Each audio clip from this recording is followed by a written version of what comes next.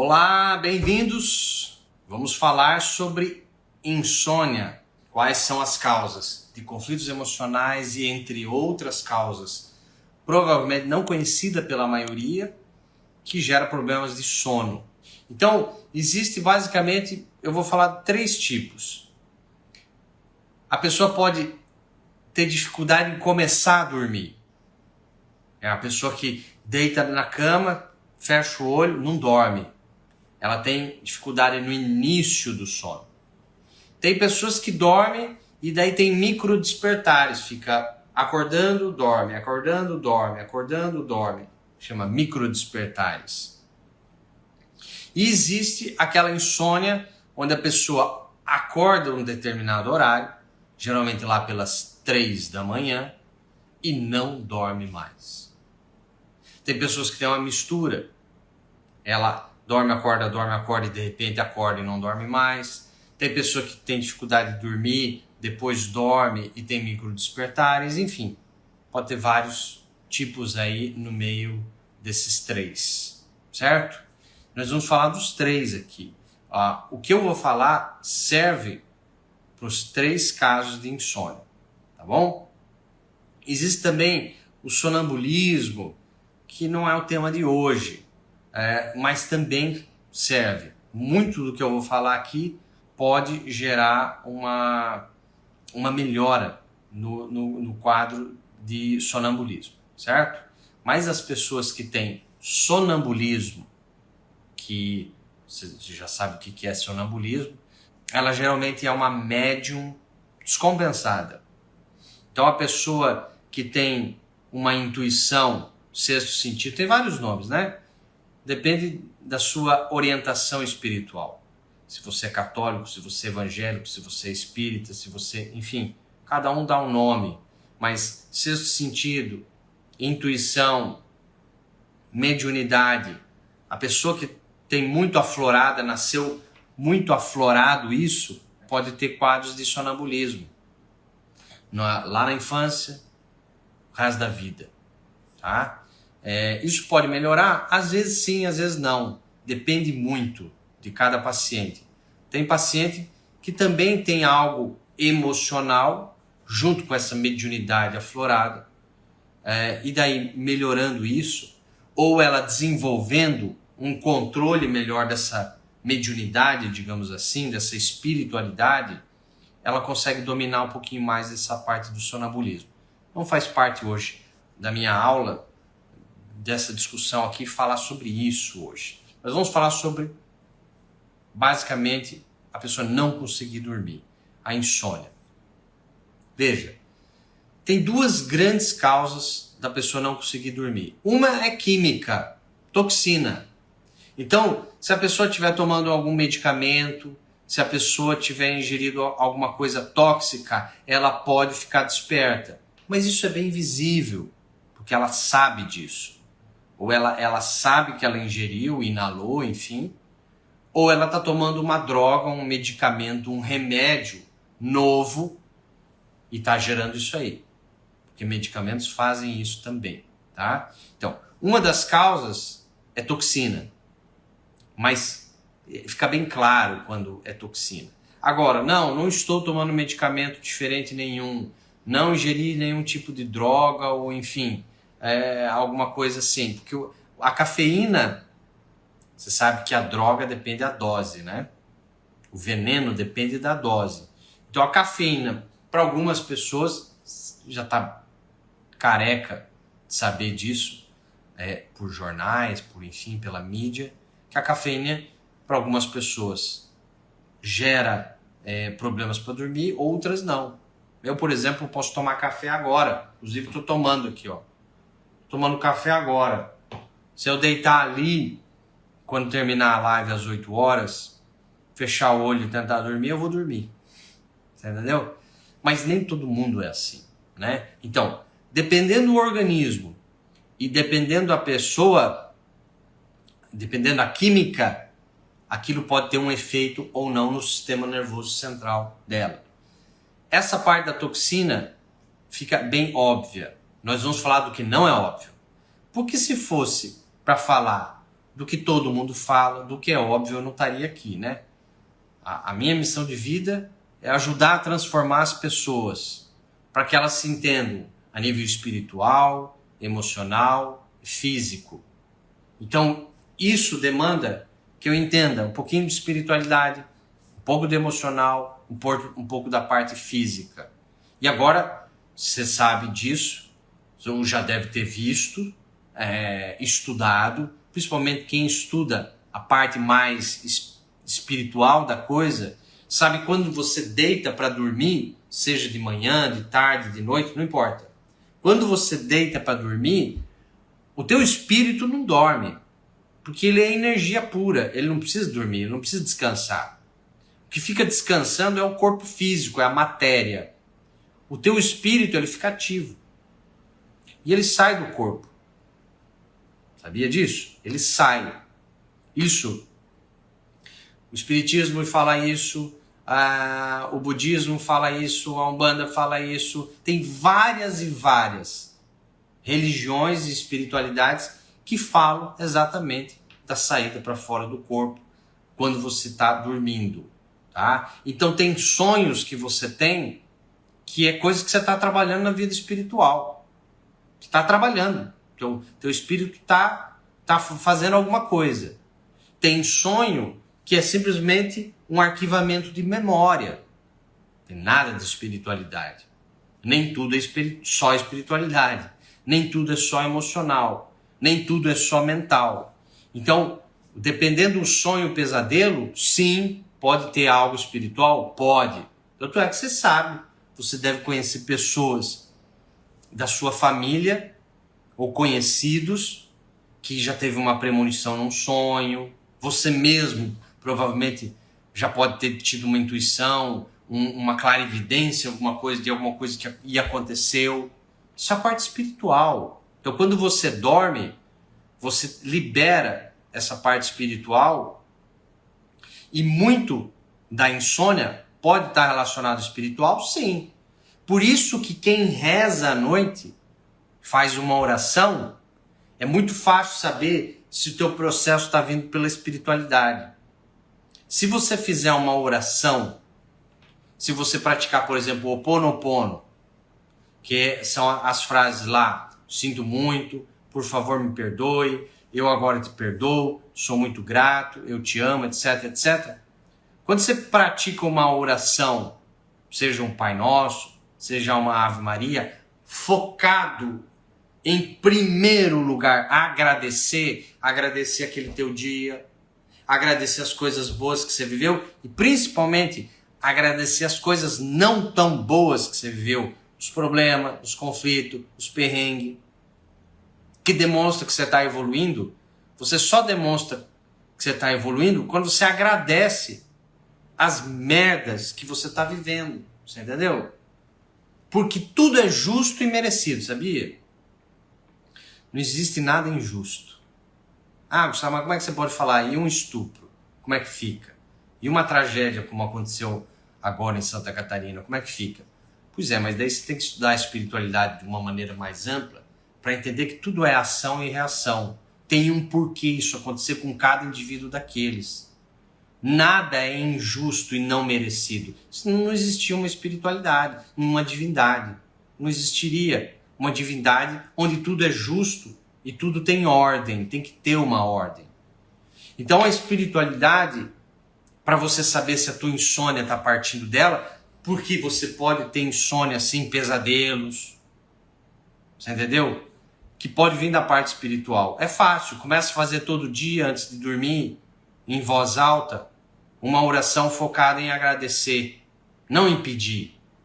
A verdadeira oração é gratidão, não pedir as coisas. Porque a divindade sabe o que você precisa. Nem mais, nem menos, ela já sabe.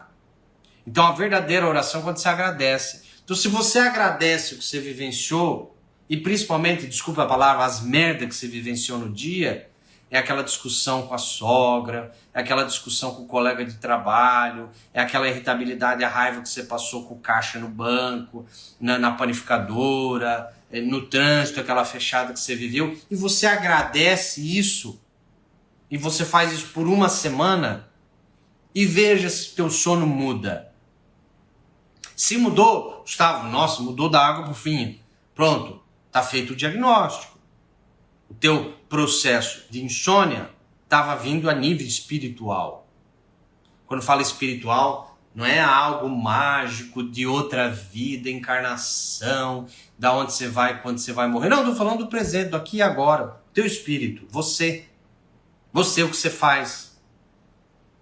Generosidade, as caridades, o bem, o mal. É o que você faz no dia a dia. Não é algo metafórico, filosófico, não. É o que você está fazendo no dia a dia. Então, quando você agradece e faz uma oração focada nisso, não só da boca para fora, e você dorme, e se você melhora a qualidade do sono, pronto, a gente entendeu que tem algum processo da parte espiritual. Mas nem tudo é espiritualidade. Tem coisas que são conflitos emocionais. E existem dois grandes tipos de conflitos emocionais que geram insônia. Dois. O primeiro, quando você vivencia um conflito emocional onde é imperativo que você precisa resolver aquilo na vida. Por exemplo, o indivíduo estava antes da pandemia e ele era empregado, 12 anos de empresa, a esposa não trabalhava, tinha um filho de 3 anos de idade, engravidou recentemente, ganhou filho recentemente, está com um filhinho de meses de vida, e agora vem a pandemia e bum, ele é mandado embora. Você há de convir comigo que esse conflito muito forte de vida, e agora sobrevivência para mim, e agora sobrevivência para minha esposa, e agora sobrevivência para os meus filhos, só eu que estava trabalhando, você há de convir comigo que enquanto esse indivíduo não arranjar um outro emprego, ele vai ter insônia, concorda? Certo? Por quê? Porque o cérebro dele tem que ficar ativo à noite para tentar achar uma solução. Então, o primeiro grande conflito, algo que é imperativo que você resolva na sua vida, que você precisa achar uma solução. O cérebro fica desperto e acordado à noite, porque ele precisa achar uma solução para algum conflito que mexe com a base da sua vida. Isso é uma opção. Estou falando que é só isso. Falei da parte espiritual, ok? Ok. Estou falando do primeiro conflito. Um conflito que mexe com a base da sua vida e que é imperativo que você busque uma solução para aquele conflito que está mexendo com a base da sua vida. Talvez a base da sua vida, é você e sua mãe. E pronto, sua mãe caiu numa doença grave. Provavelmente você começa a ter insônia. Para cada um, o taxista, a base da vida dele é o carro, concorda? A vida dele é o carro para o taxista.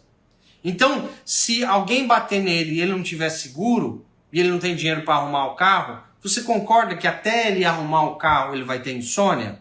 Então, eu falei da parte espiritual da coisa, do processo. Eu falei do primeiro conflito que mexe com a base da nossa vida, e a gente precisa achar uma solução. Então, o que mexe com a base da minha vida, e eu preciso buscar uma solução, o cérebro vai ficar desperto. Essa é até uma insônia benéfica, se ela não durar muito tempo, tá? Se ela durar menos de um mês. Se durar mais de um mês, aí já começam os problemas, certo? Então, é óbvio que você precisa achar uma solução. Então, às vezes não dá para fazer mágica. O segundo conflito. Se você investigou, não, Gustavo, eu estou vivendo bem, tá tudo legal, eu não tenho nenhum conflito mega que está mexendo com a base da minha vida, eu fiz as orações durante a semana, não melhorou nada o meu sono, estou tendo insônia, então pode ser a segunda possibilidade, o segundo conflito emocional. Que conflito? Perigo à noite. Todas as vezes que você vivencia, por mais de uma vez, na vida. Perigos à noite de madrugada. O cérebro desperta por causa desse perigo, desperta. Chega uma hora, ele fala pro inconsciente, cuida, que dormir já foi perigoso no passado. Então vamos ficar acordado porque teve um perigo. Exemplos de perigos à noite. Se a criança tem 10 aninhos de idade e de repente, 2 da manhã, você acorda com gritos do seu pai e da sua mãe brigando no quarto ao lado. E aí você fica ali, o que está acontecendo, o que está acontecendo e tal. Isso aos 10 anos de idade. Daqui a pouco você tem 20 anos de idade. E você ainda mora na casa dos pais. E novamente, algo acontece. Algo acontece de perigo à noite. Isso se repete uma vez, 2 vezes, você vai enchendo o teu jarro com bolinhas vermelhas. Os perigos. Chega uma hora que é a gota d'água. Teu cérebro não consegue proteger mais. Bum! Ele fala, não dorme. Não dorme que é perigoso dormir.